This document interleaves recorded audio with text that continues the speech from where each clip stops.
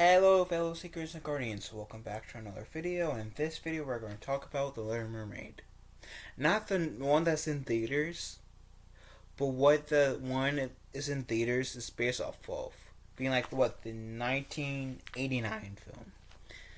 So, as we may all know, it's essentially about a girl who's a mermaid, 16, kind of is the oddball out of her family. And she essentially, like, there's this rule of not going to the surface because humans are um dangerous. And so, of course, Ariel, being a rebel, she ignores that and says, "Yeah, I'm going to go to the surface because I don't give a damn." She does. She sees Prince Eric. She has a thing for him off the bat. And there's all of a sudden like this hurricane that causes everyone to jump ship. Ariel saves Eric, and she sings part of "I Wanna Be Part of Your World." And to Eric, then once Eric wakes up, she goes back in the water. It's like she's so infatuated with a being that she's seen once and saved, and now she thinks that he's the hottest thing. And so essentially she keeps on like thinking about him. And so like there was this statue that the Prince Eric's, I don't even know what to call him, but vizier, lack of a better term, gets for him as present, a statue of him, right? Sunk in the ocean. Flounder got it in Ariel's grotto, and Ariel was able to to admire it for only a few moments before Trident comes in. With this Trident, pretty much smashes it into smithereens, causing Ariel to be so depressed and sad that she went to Ursula to get a chance to win Prince Eric's heart. But the thing is, she has to give up her voice and have to get a kiss by like midday or mid sundown on the third day. She gets to be human, but she can't use her voice. If she can get a kiss from Eric on the third day, she get her voice back, she'll be a human forever, to live her happily ever after, but she has to say goodbye to her family. And so she agrees, and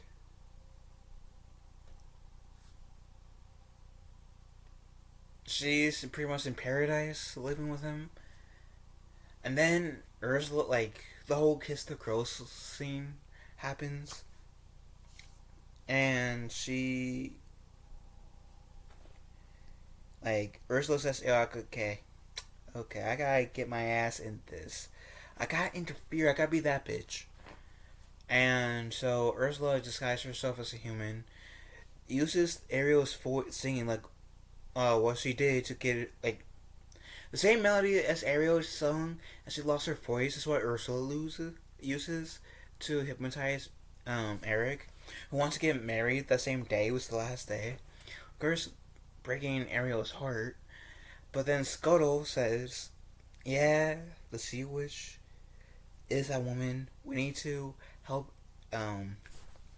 Ariel get that kiss." So Sebastian says, "Scuttle calls a distraction. Flounder, swim as fast as your legs can get you to that ship." There's this like little battle between the animals and um, Ursula, and the voicing that hypnotizes Prince Eric breaks, giving Ariel her voice back. And as soon as they're going to kiss, practically, that's when midday comes, and Ariel turns back into a mermaid.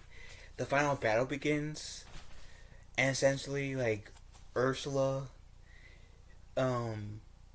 kills her eel ill henchman, she um what's the term? I forget the term. Gets big, and Prince Eric rams a ship into her essentially to defeat her. And Ariel is sad because now she's a mermaid. She can never be with her true love, so she has to admire him from afar. But wait, there's more. King Triton had a change of heart. He sees how miserable his daughter is. Said, "You know what? I was a jackass. Let me correct that." So he uses his Triton to give Ariel legs again. So then we see them getting married, and that's the end. How old is Prince Eric? I want to know how old Prince Eric is, because that never was explained. So I'll be back. Okay, so Ariel, as we know, is 16. According to Google, this it says according to the film official's novelization, Eric has just turned 18 in the film. I mean, I understand that he couldn't get Ariel's age, right? When she was a mute. I understand that. But why did he if this was true life, he would have been locked up. I'm sorry to be that one guy, but he would have been locked up because he was underage. Unless if France has different laws, Eric would have been locked up. I want to make things even more out there is that in the sequel, they have a kid, so making Ariel the only Disney princess who gets implied that has gotten knocked up. Interesting, okay. But nah, I had to give this movie a rewatch because I know the new one's coming out. And even though I'm not really interested in the new movie because I'm honestly tired of Disney remaking literally all of their classics into live action, I had to look at the 1989 film again. And I really enjoyed it. I caught myself singing to Under the Sea, Kiss the Girl, and that chef song. I was jamming my ass off while watching this film. And the fact that it had that power over me shows a lot in the power of this film. What? 33-ish years later? Is it 33 years later? 89, yeah, 33-ish years later. Still holds up. Just imagine when is 2089, when it hits the 100-year mark. I don't know about the live action version of this movie. I'm sorry if this is. I saw watched this movie sooner, but I can't say about the live action film that's going on, that's in theaters at this moment as I'm recording, because I haven't seen it.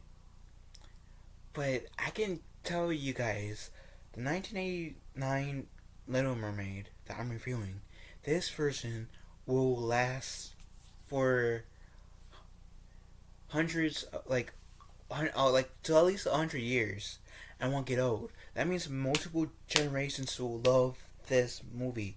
And from what I've heard from a live action version, more people will enjoy, remember this, will enjoy this more than the live action version. I love this film. It's a really beautiful made film.